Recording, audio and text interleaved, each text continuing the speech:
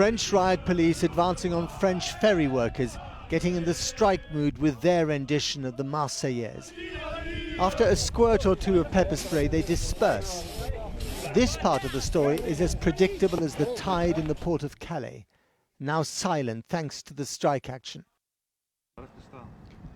Elsewhere, the tracks of the Eurostar have been blockaded by burning tyres. The French ferry workers really do want to make Britain's isolation complete, if not exactly glorious. But it is the unintended consequences of the ferry workers' strike, far less predictable though increasingly common, that we find fascinating.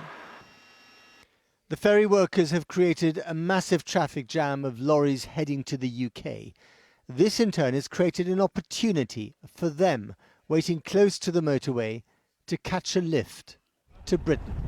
The final stage of a journey that started many months ago somewhere in Africa or the Middle East. There is a reason why the migrant squatter camp is almost empty today. Everyone who normally lives here is now converging on the motorway, choked with slow-moving or stationary lorries. Watch carefully. The trick is to run up behind the lorry and jump on with the help of your friends, preferably unnoticed by the driver.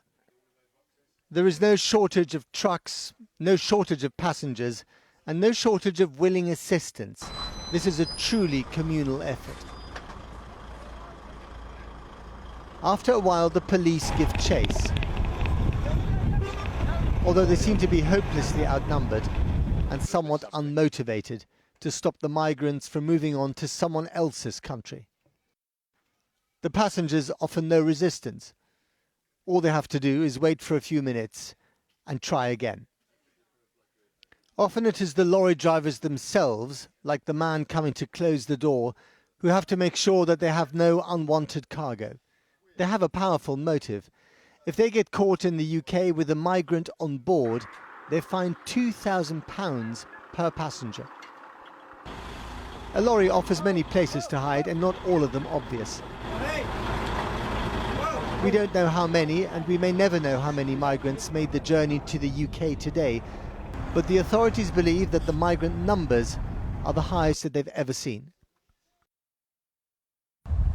On the other side of the channel, the M20 is choked. The ferries have stopped, and now the Eurotunnel has been closed to trains because of protest action on the tracks.